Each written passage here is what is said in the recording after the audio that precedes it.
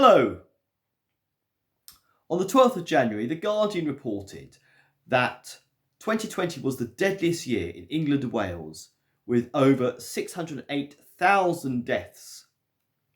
Also, we've had in the last few days news that over 100,000 people in total have died from COVID.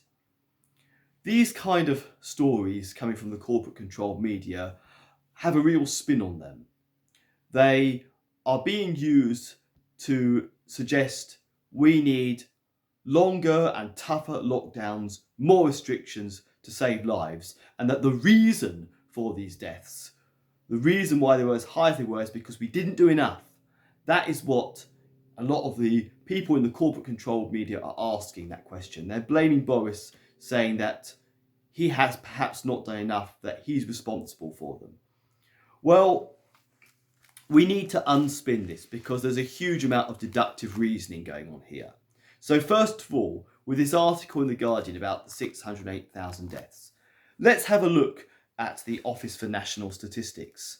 I've got some links below. So I've got a link below which can take you to an Excel spreadsheet from the Office for National Statistics, which shows the numbers of deaths for each year, 2020, right, way down all the way, I think at least back as far as before 1900. But let's take a look at the last 50 years, for instance. Now, it's true, 608,000 deaths this year, and that was more than it was in the last, has been for a long time. In fact, it is one of the highest. However, there are some other things you have to consider. You also have on this same chart the crude mortality rate, which is the rate per 100,000 of the population, and the age standardised mortality rate per 100,000 of the population. And that basically, the age standardised one takes into account the average age of the population. For instance, if you do have a more elderly population, you're going to expect more deaths, for instance.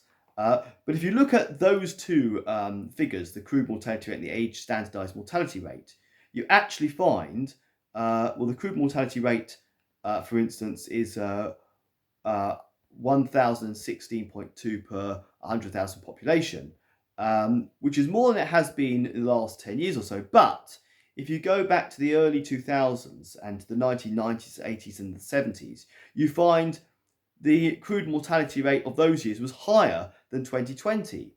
So it's gone up a little bit in 2020, but it was much higher back in the, before the 21st century. And the same applies to the age standardised mortality rate. The age standardised mortality rate per 100,000 of the population was higher every year, I think, prior to the year 2003, by the looks of it. It's 1043 for 2020, and let's take a look at some random years. Take 1990, it looks like it was 1462 per 100,000 population, and then the 80s it was around about 1,500 per 100,000 population, roughly those kind of figures. So actually, when you look at it that way, you can take into consider the growth of the overall population and the overall mortality rates in context, you find we haven't had a particularly deadly year at all.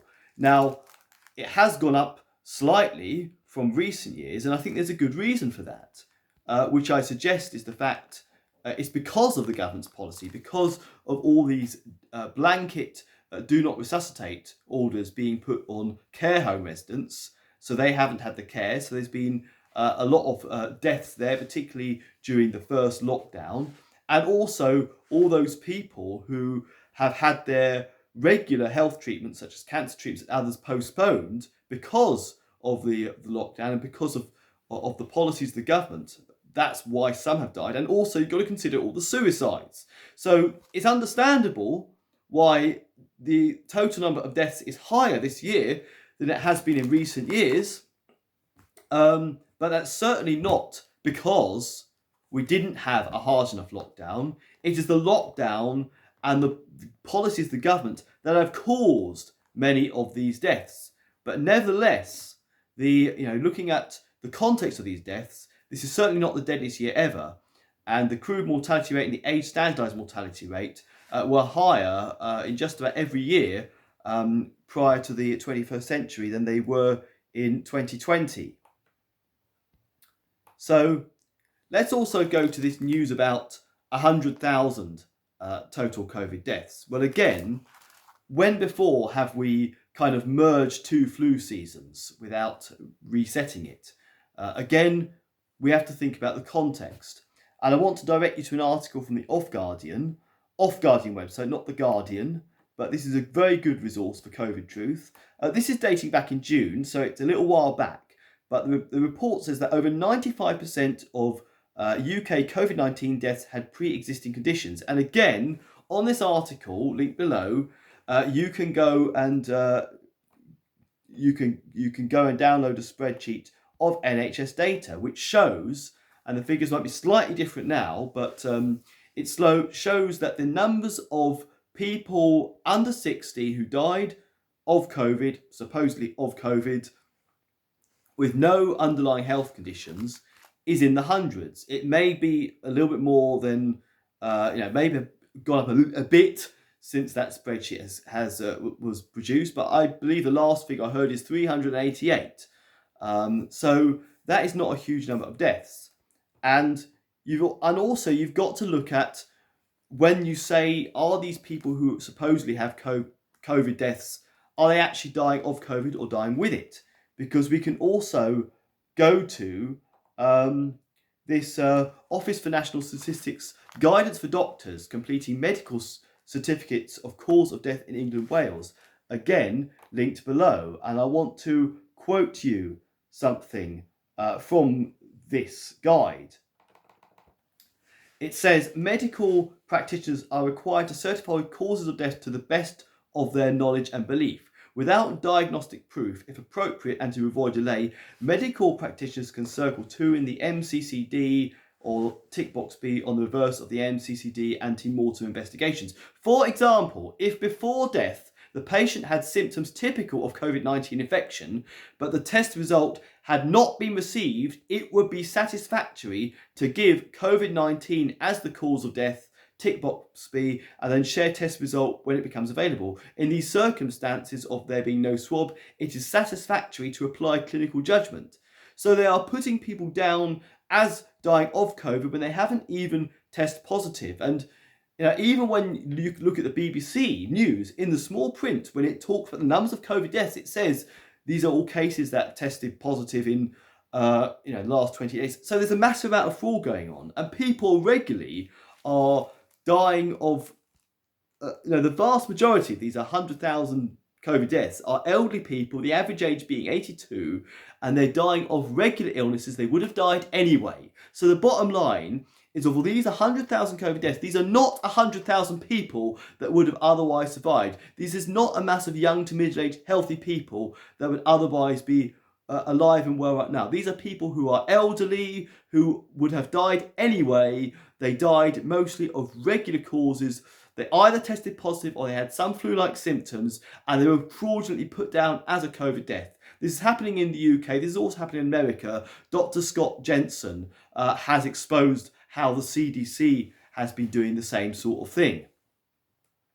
And to give some more context to this, we have to question of those who have said to have died with COVID, including that small number of 388 under 60s without other illnesses. Did they actually die of a contagious transmittable disease? Because we also have a Freedom of Information request from Public Health England, taken by Andrew Johnson, who has an excellent website exposing this fraud. He was asking for documents showing that the SARS-CoV-2 has been isolated and causes COVID-19. And this is in accordance with Koch's postulates. And the response from Public Health England to this Freedom of Information request is that I can confirm that Public Health England does not have the information you specified. So they haven't proved there was even a virus. So even these small number of people who are dying of COVID without other underlying health issues, you can't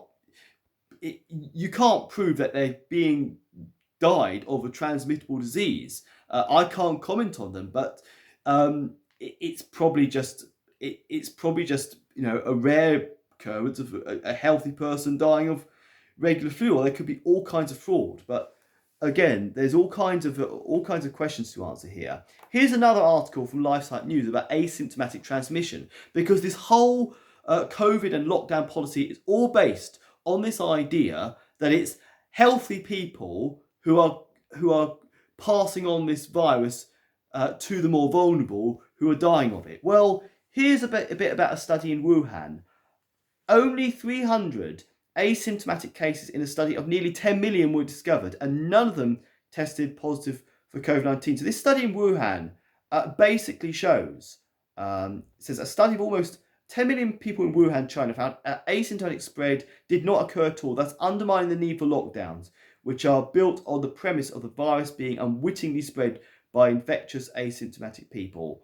And this is referring to a study in the journal Nature Communications compiled by 19 scientists from the Household University of Science and Technology in Wuhan, but from specific institutions across China as well as the UK and Australia. So again, even if there was a transmittable disease, and even if 100,000 people had died from it, that is not proof that healthy people going about their business, living a normal life, are the cause of that illness. And finally, I'm going to refer you to the video that I did. I've done a couple of videos on the PCR testing, and the World Health Organization has now admitted that the PCR test used to generate all these cases of COVID is not fit for purpose, that the cycle threshold is too high. Even Anthony Fauci has said the same thing.